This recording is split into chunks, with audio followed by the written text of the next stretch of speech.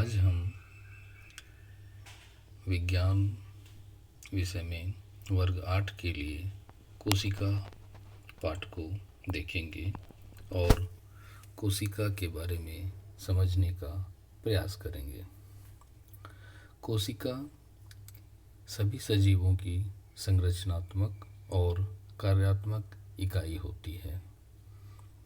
जिस तरह से एक मकान दीवारों से मिलकर बना होता है और दीवारें एक एक ईंट से मिलकर बनती हैं और ये ईंट उस संरचना की इकाई होती है, उसी तरह से सारे सजीव एक एक कोशिका से मिलकर बने होते हैं, इसलिए इसे संरचनात्मक इकाई कहते हैं। कोशिका को सबसे पहले रॉबर्ट हुक ने 1665 ईस्वी में देखा था। यहाँ पर आप देख रहे हैं रॉबर्ट हुक ने जो कॉर्क कोशिका को अपने बनाए सूक्ष्मदर्शी से देखा था। कोशिका सभी जीवों में होती है, पर उनके आकार, उनकी संख्या अलग अलग होती है। कुछ कोशिकाएं बहुत बड़ी होती हैं जिन्हें हम नंगी आंखों से देख सकते हैं, जैसे मुर्गी का अंडा, और कुछ कोशिकाएं बहुत छोटी भी हो सकती हैं। आप यहाँ पर देख सकते हैं अंडा एक कोशिका के रूप में है।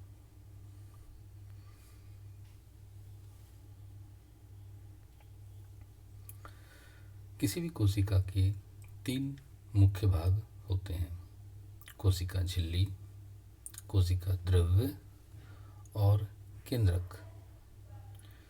हम कोशिका झिल्ली की बात करें तो कोशिका द्रव और केंद्रक झिल्ली द्वारा अलग होती है।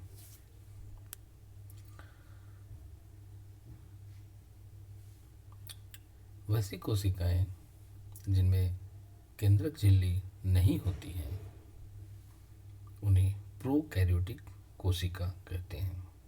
प्रत्येक कोशिका के अंदर केंद्रक होती हैं और कुछ के अंदर केंद्रक नहीं होती हैं। जिन कोशिकाओं में केंद्रक की झिल्ली नहीं होती है उन्हें हम प्रोकैरियोटिक कोशिका कहते हैं, जैसे कि अमीबा। और जिन कोशिकाओं में केंद्रक झिल्ली होती है उन्हें हम यूकैरियोटिक कोशिका कहते हैं।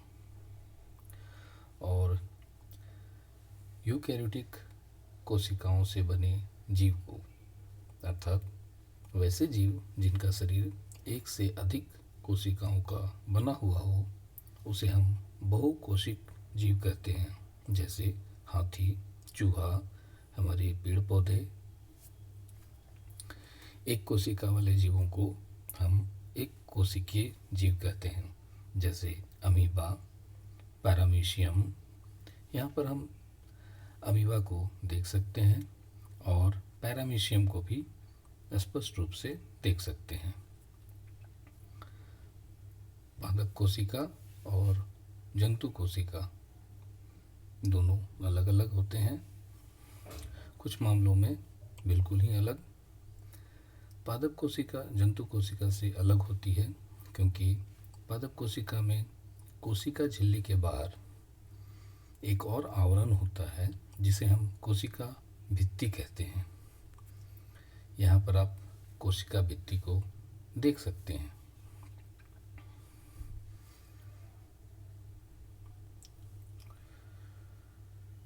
पादप कोशिका के अंदर ही कुछ रंगीन संरचनाएं होती हैं जिन्हें हम प्लास्टिड, वर्णक या लवक कहते हैं, और ये सिर्फ पादप कोशिकाओं में ही पाई जाती हैं, जिनके कारण हमें पत्तियों का रंग हरा, लाल और अन्य रंग के दिखते हैं। जब पत्तियों में हरे प्लास्टिड या हरे वर्णक, हरे लवक पाए जाते हैं, उन हरे लवक को हम क्लोरोफिल कहते हैं। और यही क्लोरोफिल क्लोरोप्लास्ट के नाम से जाना जाता है। इन्हीं क्लोरोप्लास्ट के कारण पत्तियों का रंग हरा होता है। पादप कोशिका में एक बड़ी सी केंद्रीय रिक्तिका होती है, अर्थात कोशिका में बीच में बड़ा सा खाली स्थान होता है। जंतु कोशिका में भी रिक्तिकाएं होती हैं, मगर बहुत सारी और छोटी छोटी। यहाँ पर आप देख सकते हैं पादप कोशिका में बड़ी रिक्तिका थी और यहाँ पर छोटी छोटी रिक्तिकाएं हैं। कोशिका झिल्ली के बारे में हम कुछ गुणों को यहाँ देखें। एक कोशिका दूसरी कोशिका से कोशिका झिल्ली के माध्यम से ही अलग होती है। कोशिका झिल्ली सरंध्र होती है। कोशिका झिल्ली कोशिका को आकार देती है और कोशिका झिल्ली के माध्यम से ही कई पदार्थ कोशिका के अंदर और कोशिका से बाहर जाते हैं। अब हम बात करें कोशिका द्रव्य की, तो यह एक जेली जैसा पदार्थ है। यह कोशिका झिल्ली और केंद्रक के बीच में पाया जाता है। कोशिका के अन्य सारे संगठक या कोशिका के जो अंग हैं वो कोशिका द्रव्य में ही पाए जाते हैं। आप यहाँ पर कोशिका द्रव्य को देख सकते हैं। जब हम अंडे को फोड़ते हैं तो पीला वाला भाग केंद्रक और बाकी तरल पदार्थ कोशिका द्रव होता है।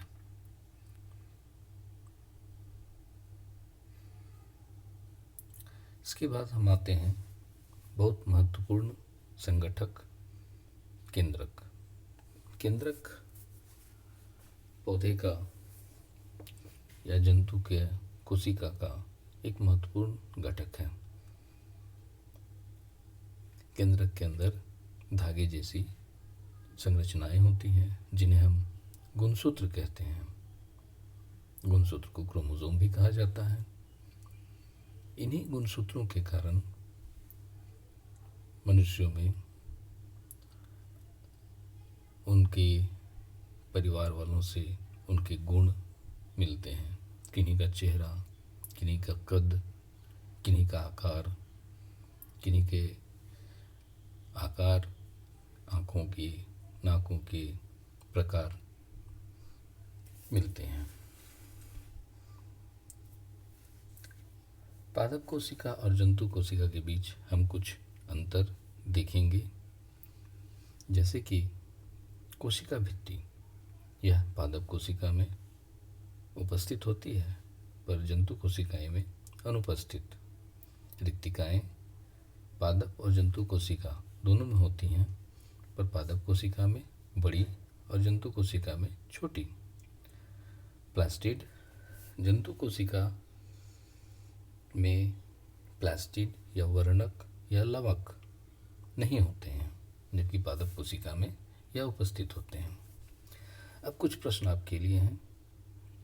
क्या हम इन प्रश्नों का उत्तर दे सकते हैं? इन प्रश्नों को आप पढ़ें और कोशिश करें कि क्या इनके हम जवाब दे सकते हैं, और इस वीडियो से आप और कितने सारे प्रश्न बना सकते हैं।